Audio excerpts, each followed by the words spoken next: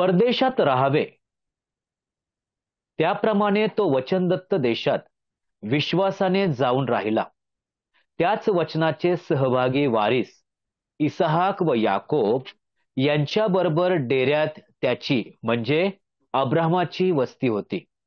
कारण पाये असलेल्या व देवाने योजलेल्या व बांधलेल्या नगराची तो वाट पाहत होता. प्रियानो, अब्राहमाविषयी आणखी काही गोष्टी आपण शिकण्याचा प्रयत्न करू. गेल्या दिवसामध्ये आपण पाहिलं वचन 8 मध्ये की त्याने समृद्धी असलेल्या देशाला सोडलेला आहे. अनेक अडखळणं त्याच्या समोर होते आणि त्या अडखळणावर मात करणारा अब्राहम आम्ही पाहिला. आज आपण पाहणार आहोत की अब्राहम आम्हाला काय शिकू इच्छितो आणि म्हणून वचन 10 कडे आपण लक्ष देऊ. पाये असलेल्या देवाने योजलेल्या व बांधलेल्या नगराची तो वाट पाहत होता. तो कोठून वाट पाहत होता? तो वचनदत्त देशातून वाट पाहत होता. तो कशी वाट पाहत होता? तो विश्वासाने वाट पाहत होता. आणि तो कशामधून वाट पाहत होता? आणि वचन 9 मध्ये आम्हाला दिसतं की तो डेऱ्यातून वाट पाहत होता. जे पाये असलेले आहे, देवाने योजलेले आहे, देवाने बांधलेलं आहे, असं नगर म्हणजे प्रियांनो तुमचा आणि माझा स्वर्ग. प्रभू येशू ख्रिस्तावर विश्वास ठेवल्यामुळे तो स्वर्ग आम्हाला प्राप्त झाला. त्या ख्रिस्ताच्या कृपेमुळे, दयेमुळे आम्हाला ख्रिस्ताच्या द्वारे ते स्वर्गीय नागरिकत्व मिळालं. आणि म्हणूनच अब्राहमाप्रमाणे तुम्ही आणि मी देखील पाये असलेल्या, देवाने योजलेल्या आणि देवाने बांधलेल्या त्या नगराची आम्ही वाट पाहत आहोत. परंतु वाट पाहत असताना आम्ही कुठून वाट पाहतो हे मोठं प्रश्नचिन्ह तुमच्या आणि माझ्या समोर आहे. अब्राहमाकडे जर पाहिलं तर हा अब्राहम डेऱ्यातून वाट पाहत होता प्रियांनो. आणि ज्यावेळेस हा डेरा आम्हाला दिसतो तर डेऱ्याविषयी आम्हाला अनेक अशा गोष्टी दिसू शकतात. परंतु अब्राहमाच्या जीवनामध्ये डेरा आणि वेदी ही अनेक वेळा आम्हाला पाहावयास मिळतात.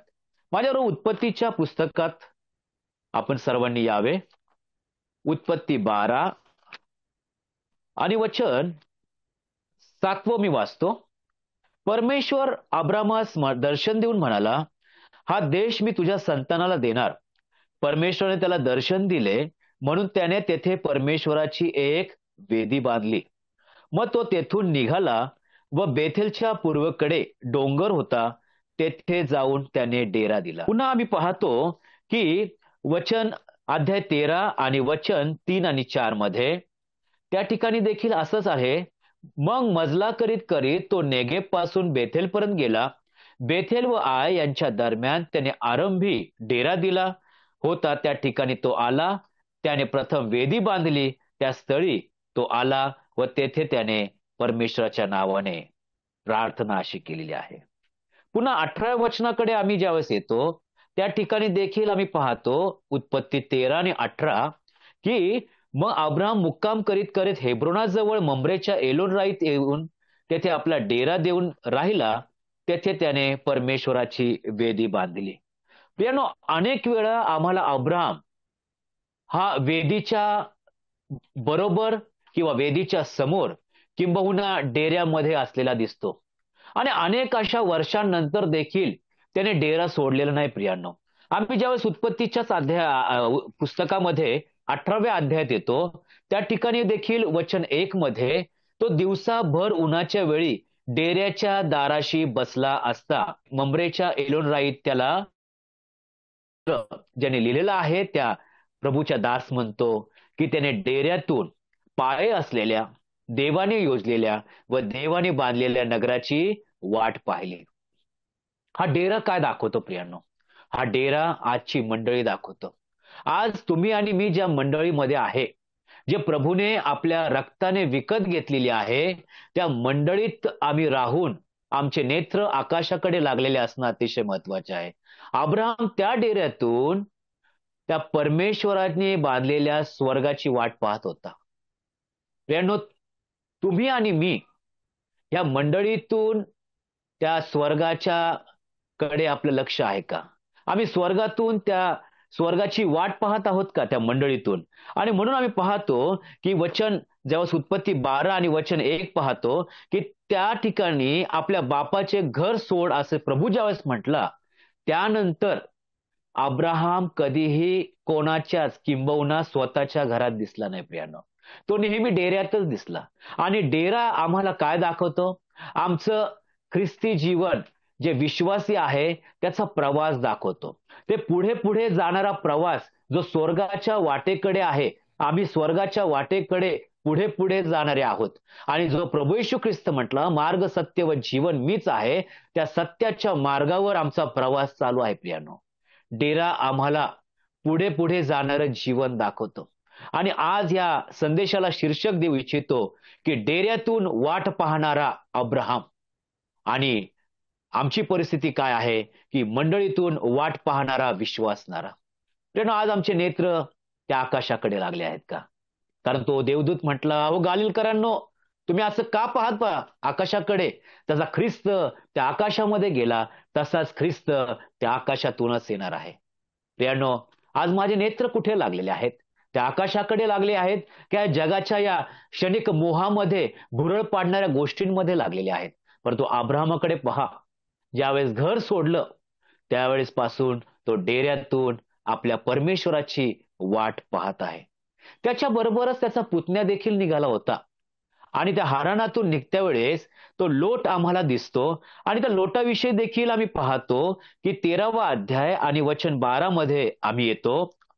उत्पत्ती 13 आणि वचन 12. अब्राम कनान देशात राहिला व लोट तळवटीच्या नगरातून राहिला. आणि मुक्काम करीत करीत त्याने आपला डेरा सदोमापाशी दिला. ज्यावेळेस आम्ही हा सर्व वृत्तांत पाहतो की दोघांच्या गुराख्यांमध्ये वाद आहेत, तंटा आहे. आणि म्हणून दोघांच्या एक विचाराने हे दोघ जण वेगळे झालेले आहेत. आणि अब्राम त्याला म्हणतो की तू पुढाकार घे आणि तुला जे पाहिजे ते घे. कोणत्या दिशेने तुला जायचंय ती संपूर्ण दिशा तुझ्या वाटेची. जी जमीन तुला पाहिजे ती संपूर्ण जमीन तुझ्या बाजूची. आणि त्याने सदोमाच्या बरोबरचा जो वचन 10 मध्ये आम्ही पाहतो की सदोम आणि गमोरा हा देवाच्या बागेसारखा एक समृद्धी असलेला प्रदेश आम्हाला दिसतो. आणि त्याने ती निवड केली प्रियांनो. आणि ती निवड केल्यानंतर तो मुक्काम करीत करीत प्रभूचं वचन सांगतो की तो जो डेऱ्यामधला जीवन होतं ते डेऱ्यामधलं जीवन सदोमापाशी आलेलं आहे. परंतु वचन 13 मध्ये आम्ही पाहतो की सदोमातील रहिवासी तर दुष्ट असून परमेश्वराविरुद्ध महापातके करणारे होते. आता लोट सदोमाच्या वेशीपाशी आहे.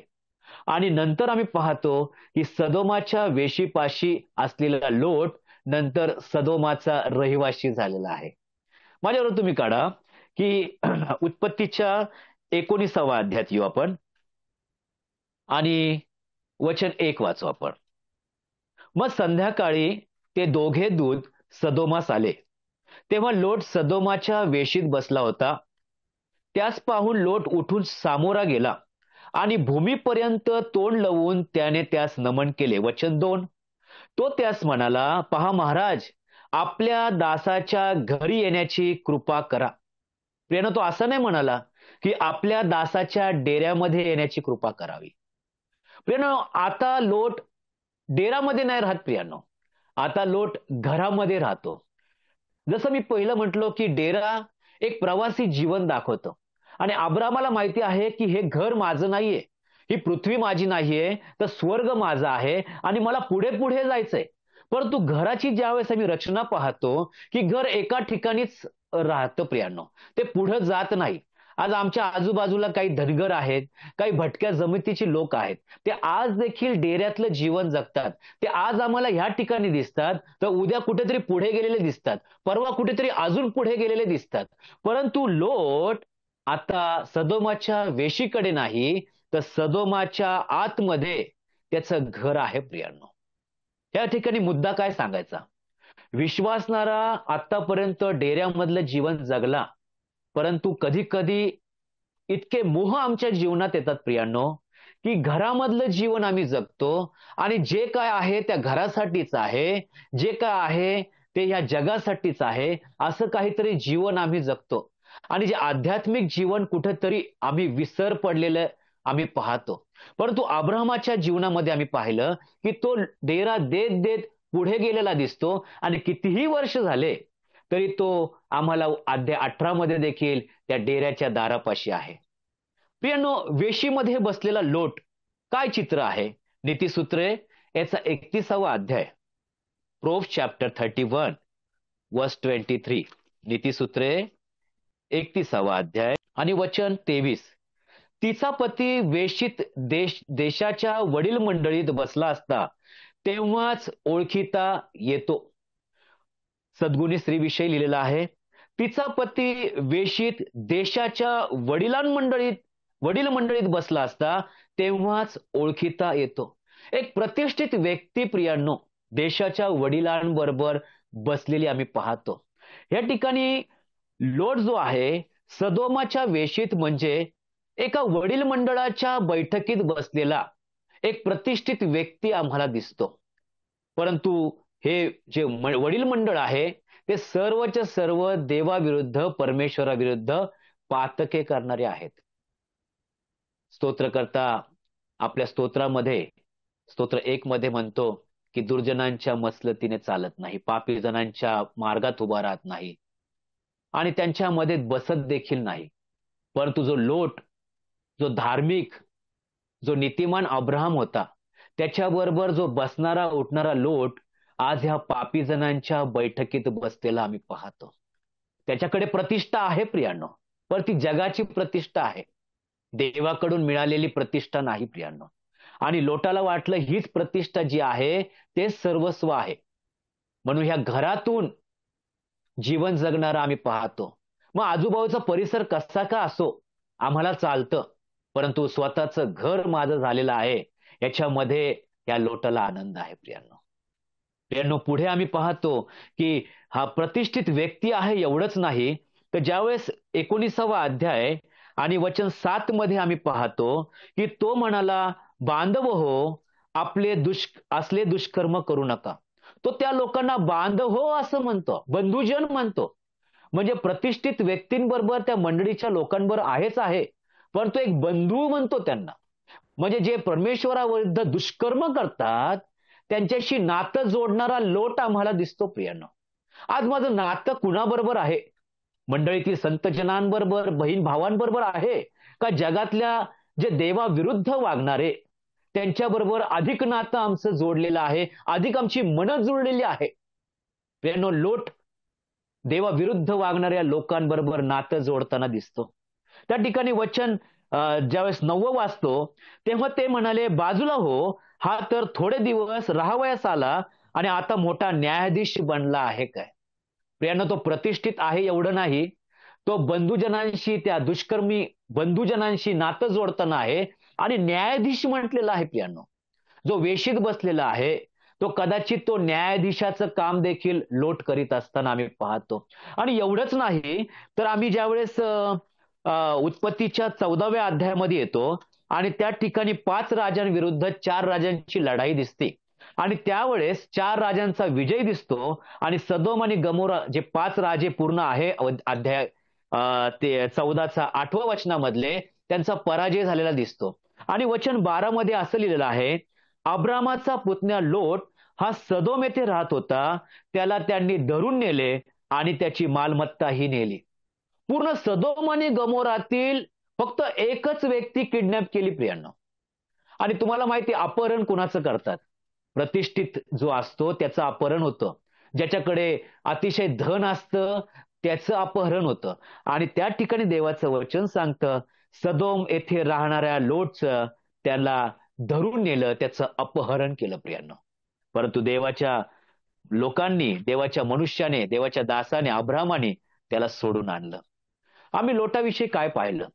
सुरुवातीला सदोमाच्या वेशीपाशी डेरा धरून राहिलेला लोट, परंतु कालांतराने तो आतमध्ये शिरला आणि त्या ठिकाणाचा तो रहिवाशी झाला. त्याचं घर दिसतं, त्याची प्रतिष्ठा दिसते, त्याचं त्या लोकांबरोबरचं नातं दिसतं. एवढंच नाही तर तो धनाधीश किंवा न्यायाधीश देखील आम्हाला त्या ठिकाणी दिसतं.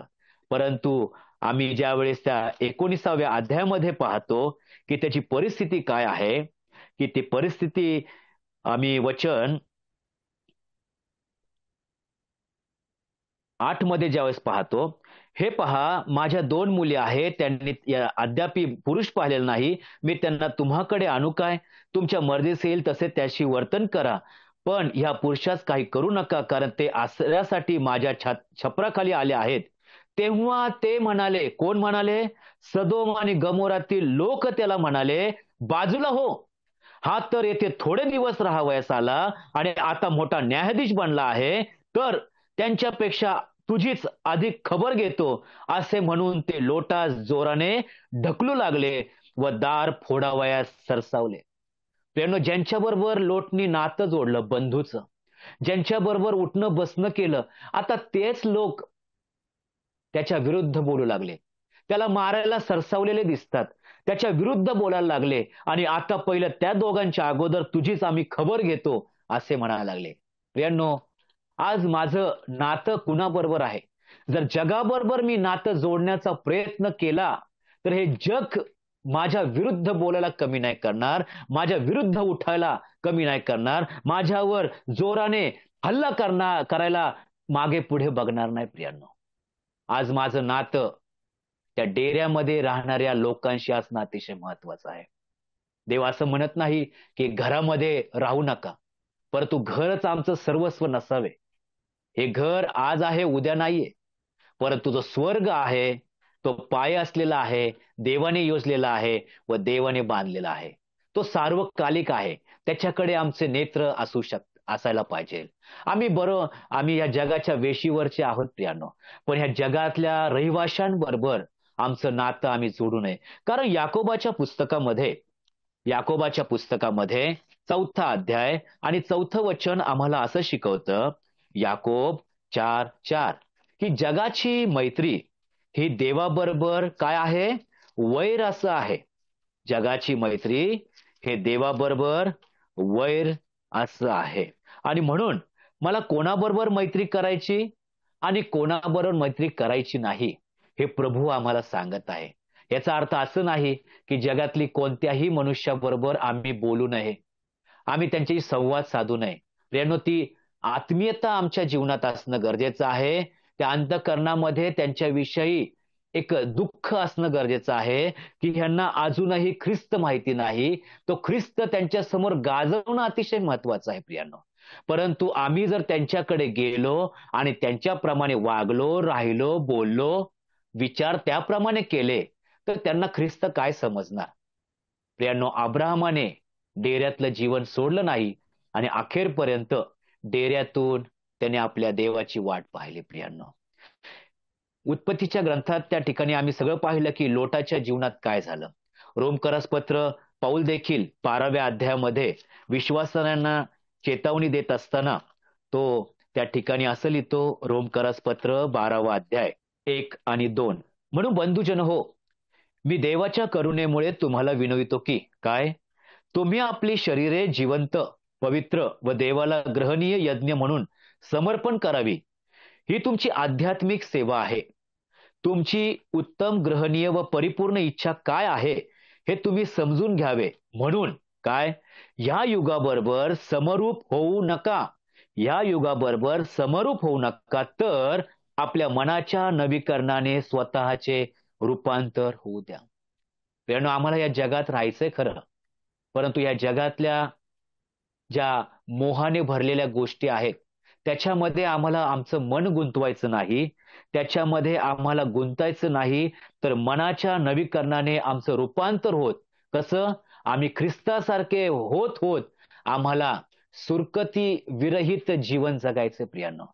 कारण तो वर आम्हाला एक दिवस येणार आहे आणि या वधूला एक दिवस घेऊन जाणार आहे.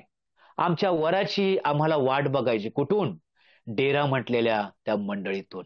ह्याच्या उलट उत्पत्तीच्या ग्रंथात 23व्या अध्यायामध्ये ह्या अब्रामाविषयी प्रभू काय सांगत आहे ते पाहू.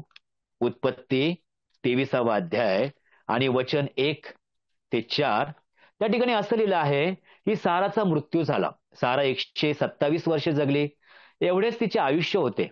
सारा ही कनान देशातील किर्यात अर्बा म्हणजे हेब्रोन येथे मृत्यू पावली आणि अब्राहम तीचसाठी शोक व विलाप करण्यास आला. अब्राम आपल्या मैताजवळून उठून हेतीस म्हणाला, मी तुमच्यामध्ये उपरी व परदेशी आहे. माझ्या मालकीचे कब्रस्तान तुमच्यामध्ये असावे, म्हणून मला जागा द्या, म्हणजे मी आपल्या मैतास दृष्टीआड करीन. एक विनंती आहे, एक प्रार्थना आहे. कुणाला? हेतींना, की मी तुमच्यामध्ये उपरी आहे. मी तुमच्यासारखा नाही, तुमच्यापेक्षा वेगळा आहे. आणि मी हे उपरी जीवन जगत असताना, मी डेऱ्यातील जीवन जगत असताना, माझी इच्छा आहे की माझी पत्नी जी मृत्यू पडलेली आहे, तिच्यासाठी कब्रस्तान असावं. मी तुमच्यामध्ये उपरी आणि परदेशी असताना माझ्या मालकीचे कब्रस्तान तुमच्यामध्ये असावे, अशी माझी इच्छा आहे. मला जागा द्या. प्रियनो, काय आहे विचार? या जगामध्ये मला जागा कशासाठी पाहिजे? मोठमोठे बंगले बांधण्यासाठी, मोठमोठ्या इमारती बांधण्यासाठी नाही प्रियांनो.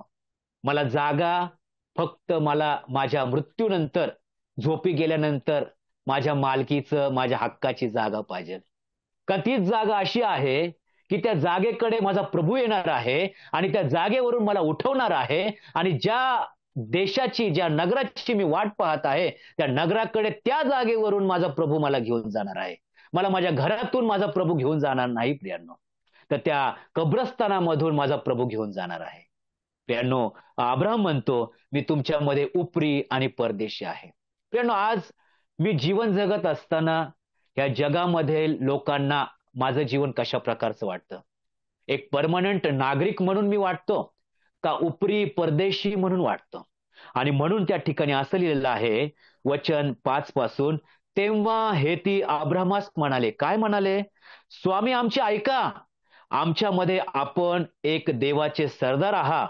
आपण आमच्या वाटेल त्या कबरेत आपल्या मैतास मुठमाती द्या. आपल्या मैतास मुठमाती देण्यासाठी आपली खाजगी कबर देण्यास आमच्यातला कोणीही नाही म्हणणार नाही. ज्यावेळेस उपरी जीवन मी जगतो, देवाला भिवून मी वागतो, मी जगातल्या लोकांबरोबर सारखं जीवन जगत नाही, त्यावेळेस त्या लोकांकडून प्रभू माझा आदर करतो प्रियांनो. लोटकडे पाहिलं, लोट त्यांच्यासारखा वागला, त्यांच्यात मिसळून गेला, परंतु त्या लोकांनी त्याच्याविषयी काय म्हटले? अरे, पहिलं त्यांच्याऐवजी तुझ्याकडेच पाहतो. मोठा न्यायाधीश आला, थोडं दिवस आमच्याबरोबर राहिला काय, आणि आता तू आमच्या डोक्यावर बसतो काय? आता तुझ्याकडेच आम्ही पाहतो, आणि त्याला ढकलू लागले प्रियांनो. परंतु अब्रामाच्या जीवनात आम्ही पाहतो, काय साक्ष आहे की तुम्ही आम्हामध्ये देवाचे एक सरदार आहे. प्रियांनो, आज जगामधले लोक आमच्याकडे काय बघतात? प्रभूचं वचन सांगतं, तुम्ही तर देवाचे मंदिर आहात, तुम्ही देवाचे लेकरं असा.